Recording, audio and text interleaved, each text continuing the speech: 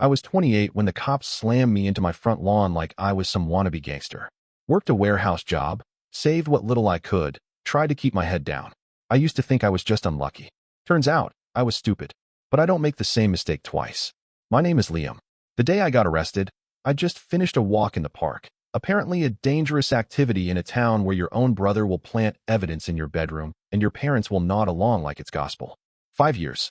I did 5 years because Ethan needed someone to blame. And everyone decided I fit the part. Now I'm back. And I've got all the time in the world.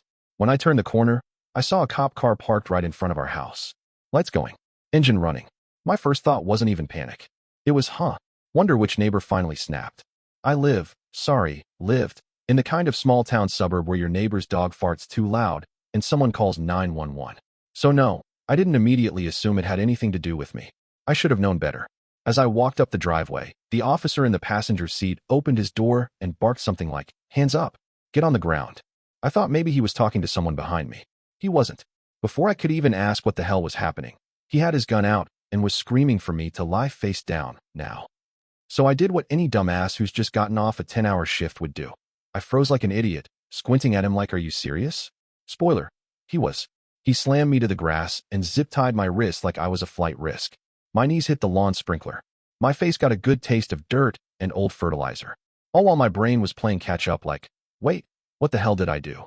That's when I saw them. My mom, my dad, and Ethan. They were standing at the edge of the porch, arms crossed. Not a word. Not a damn word from any of them. Ethan gave me this look. Not smug, not yet. More like calculated boredom. Like he was waiting to see if I'd do something stupid.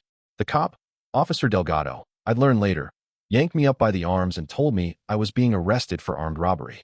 He rattled off a date, time, location. A convenience store about 5 blocks from the house. My mouth dropped open. I literally laughed. I laughed because I thought it was some kind of paperwork mistake. Are you serious? I was at work that day. Asked my boss. They didn't care. I was shoved into the back of the cruiser before I could finish the sentence. Inside, it was hot and smelled like someone had vomited Doritos. I kept repeating, I didn't do anything. Like that would matter. Like they gave a shit. No one came to the station that night. Not my mom. Not my dad. Not Ethan. My public defender showed up with a sad little folder and a face that said, "You're just another file to me, buddy." They had fingerprints, mine, on the counter of the store. Cash had been taken. The security footage was grainy as hell, but the build? They said it matched. The cops found a hoodie in my room that looked exactly like the one in the video. The money? Hidden in my laundry hamper, wrapped in one of my old socks. It was laughably fake. Like dollar store crime drama fake. But to everyone else, it was neat. Clean. Tidy. Of course it was me. Liam, the loser's son who still lived at home. The one with no girlfriend, no car, no college degree. Who else would rob a store? My own damn family backed it up. My mom told the court she'd noticed Liam acting distant and angry lately. My dad nodded along like he was trying to disappear into his own neck. Ethan? Oh, he took the stand with tears in his eyes. I didn't want to believe it, he said, sniffing. But I found the hoodie. I just couldn't stay silent. I sat there with my hands clenched and jaw locked, watching this sociopath lie like he was reading a bedtime story. The trial was quick. 3 days. The verdict took 6 hours. Guilty. 5 years. Minimum security, because it was a first offense. Like that mattered. I didn't cry. Not even when they took my shoelaces and handed me an orange jumpsuit that smelled like bleach and regret. I think the tears dried up somewhere between watching my brother fake a breakdown and realizing my parents weren't going to lift a finger. The last time I saw them before prison, Ethan gave me a pat on the shoulder like we were teammates after a bad game. "You'll get through it," he said. That's when I knew. He set me up, and he was enjoying it. I didn't have the proof yet, but I had 5 years to get real familiar with how betrayal tasted. Like blood and dirt and cold concrete. Like silence from your family and sympathy from a guard who only knows you as inmate. You don't forget that flavor. And you don't forgive it either. Prison is loud. Not in the way TV makes it look, with constant screaming and brawls. More like clanging, humming, doors buzzing open and shut, people shouting over each other just to be heard. And somehow, even in all that noise, the worst part is the silence that follows you back to your cell. I got processed like everyone else. Stripped, hosed down, handed a mattress pad thinner than a cereal box and a toothbrush that wouldn't survive one decent scrub. The cell I got was shared with some guy named Kenny who had 2 teeth and a collection of neck tattoos that looked like they were drawn during an earthquake. He asked what I was in for. Didn't do it, I said. He just laughed. Nobody does. The first month was a blur of routine. Wake up at 6 a.m. Shitty breakfast that tasted like burnt toast and industrial glue. Work detail, mostly laundry, then lunch, then back to folding sheets that were never clean in the first place. I learned quickly to keep my head down. Don't stare too long. Don't talk too much. Don't correct people when they call you Lime instead of Liam. It wasn't worth the black eye. The worst wasn't the inmates, though. It was the waiting. Every time my name got called during mail check, I thought maybe, just maybe, someone wrote a letter from my mom or my dad. Maybe even a note from Ethan pretending to care, like he used to when we were kids. Nothing. Not a damn word. I got one letter during my first year. From HR at my old warehouse job. They were officially terminating my contract. Kind of them to let me know, I guess. Time passed. I started reading. A lot. Anything I could get. I taught myself basic legal terms from a beat-up law dictionary. Not because I thought it'd help, just because it gave me something to do besides think about Ethan's smug little fake cry on the witness stand. The prison library became my church. It smelled like mold and resignation, but it was quiet. And that's where I met Maya. She was in her 30s, maybe early 40s. Sharp eyes, ponytail, always dressed like she'd just come from a funeral. She didn't smile much, which I appreciated. She didn't ask dumb questions either. She just handed me books. Good ones. Ones that didn't talk down to me like I was a child. Eventually, I asked her if she believed inmates when they said they were innocent. She looked at me and said, "Depends on how loud they say it." I wasn't loud.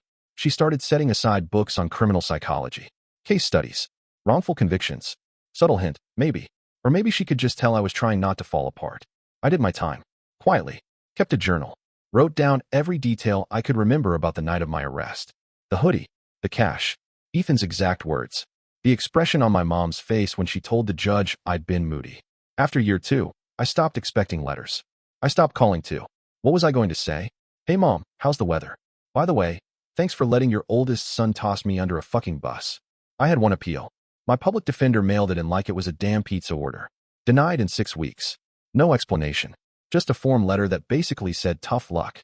Around year 3, I started hearing rumors from guards. Ethan had opened a gym. A whole fitness center downtown. Apparently, he was doing great. He'd even been on the local news. I asked one of the guards if I could see the clip. He said no, then looked at me funny, like he knew I wasn't going to let it go. I didn't. I had 2 years left and a growing list of reasons to burn everything Ethan built. The thing about prison is, it doesn't just break you. It rebuilds you into something else. I wasn't the same Liam who went for a walk in the park and came back to a pair of handcuffs and a silent family. I was colder now. Calmer somehow. I didn't feel things the same way. Not happiness, not sadness, not even anger. Just this slow, simmering hum in my chest that never shut up. I watched guys come in and out of prison like it was a bus stop. Some cried. Some cracked. Some started fights just to feel something. I waited. And I watched, and I learned what people really looked like when they lied. I replayed Ethan's testimony in my head so many times, I could mimic his exact tone. I practiced in my cell. What I'd say to him. What I'd do. Not with fists. Not with knives. I didn't want to hurt him. I wanted to ruin him. Make him feel the way I felt every morning waking up in a room the size of a closet, breathing air that smelled like bleach and feet. I didn't want justice. That ship sailed when my own mother said she didn't believe me. What I wanted was for Ethan to lose everything he thought he'd gotten away with. Piece by piece. Quietly. Exactly the way he did it to me. When my release date came up, Maya handed me one last book. A hardback copy of The Art of War. I gave her a look. She shrugged. Seemed fitting. I laughed for the first time in months. She said, "Don't come back." "I won't," I said. But I wasn't going home either. Not yet. Because home was gone. My family had moved, sold the house, left no forwarding address. Ethan had a whole new life. And me? I had a backpack, a pair of worn-out shoes, and 5 years of debt someone else needed to pay.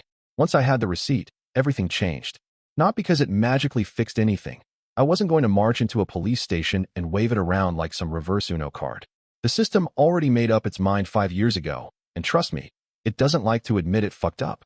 But it gave me something Ethan didn't know I had. Momentum. I scanned every post, video, and interview he'd done since my conviction. He was always the center of attention, always spinning the same story, how he used to hang around the wrong crowd, but cleaned up and opened his gym to help others avoid bad choices. Funny, considering he was the wrong crowd. His gym wasn't just successful, it was growing fast. 2 locations, investors from out of town, partnerships with a couple of schools, and even some kind of motivational speaking gig he was trying to spin into a podcast. It was a golden setup. All I had to do was bury him in it. First step? Find the cracks. Lucky for me, Ethan had the digital self-control of a drunk raccoon. I found at least 3 Reddit threads where former gym members complained about extra charges, unlicensed trainers, and one guy even mentioned a weird tax thing on his membership invoices. I passed everything to Chris, who reached out to some ex-employees and confirmed it. Ethan had hired his buddies under the table. No background checks. No certifications. Nothing. One of the trainers had a DUI last year and was still driving the company truck. So, what do you do when your brother fakes your life for 5 years and builds an empire off your ashes? You turn his kingdom into a damn trap. I made a burner email. Sent anonymous tips to the IRS about Ethan's under-the-table payroll. Sent complaints to the state licensing board about uncertified trainers. Sent one to the Better Business Bureau for good measure. Each one was polite, precise, backed with documents I'd gathered from forums, screenshots, old posts, and one glorious leak from a former employee who hated Ethan almost as much as I did. Then came the real fun, social media. I made another burner account and followed his gym on everything. Waited for the right moment. When he posted a photo of himself shaking hands with a local high school football coach for a new training partnership, I replied with, "Is this the same Ethan who threw his brother under the bus to avoid a robbery charge?" Cool. The post blew up. Not viral, but enough to get people asking questions. I didn't answer. Just let it sit there. Watched the comment section crack open like a dropped egg. Ethan started doing damage control. Deleted the comment. Blocked the account. Posted a vague, inspirational quote about rising above hate. Classic.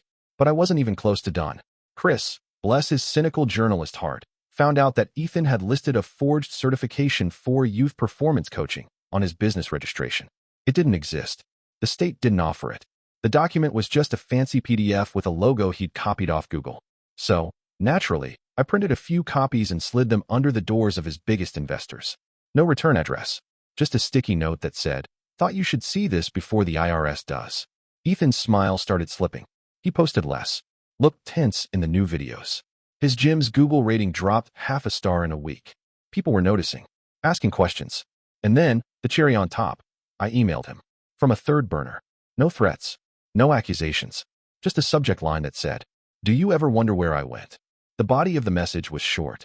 Your receipt from the store, 6:47 p.m., protein bar and Red Bull. Employee discount. Dumb move. No name.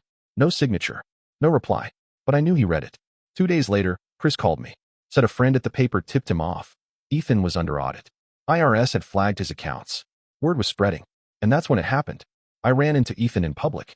It was at the gas station by my halfway house. He pulled up in his shiny black SUV, dressed like a motivational speaker who sells pyramid schemes. He looked older, not in years, but in stress. His usual fake charisma was gone, replaced by tight lips and darting eyes. He saw me while I was buying coffee and frozen burritos. I didn't say a word, just watched as the realization hit him like a gut punch. His face drained. He opened his mouth, probably to say something weak and performative like, "Liam, wait," but I walked right past him. That was the plan all along. I didn't want closure. I wanted disruption. Let him sweat. Let him wonder which investor will pull out next. Let him feel his empire shaking and not know where the tremors are coming from. Because the best part? He still thought I was stupid. Still thought I'd just crawled back into obscurity, too broken to fight. He didn't know I'd been watching him for months. That every photo, every receipt, every smug video clip he posted was just more fuel for the fire. It didn't take long for Ethan to connect the dots. He might have been arrogant, but he wasn't dumb. Not dumb enough to miss what was happening around him. Not when investors started ghosting his calls, the IRS started digging into his accounts, and a local parenting group canceled his gym's youth program with a public statement that basically said, "Yeah, never mind." Then came the news article. Chris ran it. Smart guy. Didn't name Ethan outright. Just called it a cautionary tale about small-town justice and family betrayal, with a handful of juicy details that anyone with half a brain could link to the case. The robbery. The trial. The 5-year sentence. The evidence that didn't quite add up. A quiet mention of a reopened inquiry into mishandled evidence. That part wasn't technically true yet, but it planted seeds. Ethan must have **TA brick. Because for the first time since I got out, he reached out to me. Phone call. Blocked number. I didn't answer. Let it go to voicemail. He didn't yell. Didn't threaten. Just said, "Liam, we need to talk. Please." The voice of a man who just realized the devil he buried might have brought a shovel of his own. I waited 2 days. Then I showed up at his gym. Walked in like any regular customer, nodded at the confused receptionist, and headed straight into his glass-walled office in the back. He looked like hell. Sunken eyes, jaw clenched, papers everywhere. There were at least 3 unopened letters on his desk from agencies that don't write friendly notes. Tax board, licensing bureau, insurance. Liam, he said, standing up. Look, I shut the door behind me. No cameras in here, right? He hesitated. No. Good. I sat down. Didn't say anything. Let him sweat. He started pacing, mumbling half excuses like he was testing out which lie might still work. I let him. It was pathetic. You don't understand, he finally said. I had no choice back then. They were looking for someone. And you already looked guilty. I didn't plan all that. Stop talking. He froze. I leaned forward, elbows on my knees. You had a choice. You chose 5 years of my life. His mouth opened, then closed. Nothing came out. You think I give a shit about your excuses? You stole 5 years from me. You let mom and dad think I was some junkie loser. You let everyone else watch me get dragged through the system while you opened a damn gym with your blood money. It wasn't like that. Shut up. He sat back down. I pulled the receipt from my pocket. The original. Slightly faded now, but clear enough. Remember this? Your signature. Your discount code. 5 minutes before the store got hit. His eyes flicked down, then back up. No denial. Just quiet panic. See, the difference between you and me? I said. You lie to survive. I survive to win. I let that sit. You're not in prison, he said, voice barely audible. You could have ruined me already. Why are you even here? That's the part he didn't get. I could have burned him to the ground months ago. Could have gone full thermonuclear. Exposed every piece of dirt. Called the cops. Hell, I still could. But where's the fun in that? I'm here, I said, standing up, to tell you that I'm not done yet. Liam, please. You remember what it felt like to watch someone lie about you while the whole room believed them? That's your life now. Every meeting, every investor call, every time you open your fucking email, you're going to wonder who knows. Who's seen it? Who's talking? He was silent. I'm not going to ruin you, Ethan. I'm going to haunt you. I turned to leave. Liam, he said, barely a whisper. I'm sorry. I stopped at the door. Look back. No, you're not. You're just caught. Then I walked out. The receptionist gave me a look on the way out, like she wanted to ask what that was about. I smiled. Just a family visit. That night, I sat on my crappy mattress in the halfway house, watching my burner accounts blow up with new tips, screenshots, and whispers. Ethan's world was cracking. I didn't get my 5 years back. No one gave me a medal. The world moved on without me like I'd never existed. But I exist now. I wasn't the naive little brother anymore. I was the guy Ethan should have buried deeper. Funny thing is, I didn't even need to destroy him. All I had to do was make sure the truth was out there. Let karma take the wheel and watch him swerve into a tree. I sleep fine these days. Not happy, not healed, but I've got my own place, a decent job, and a reputation.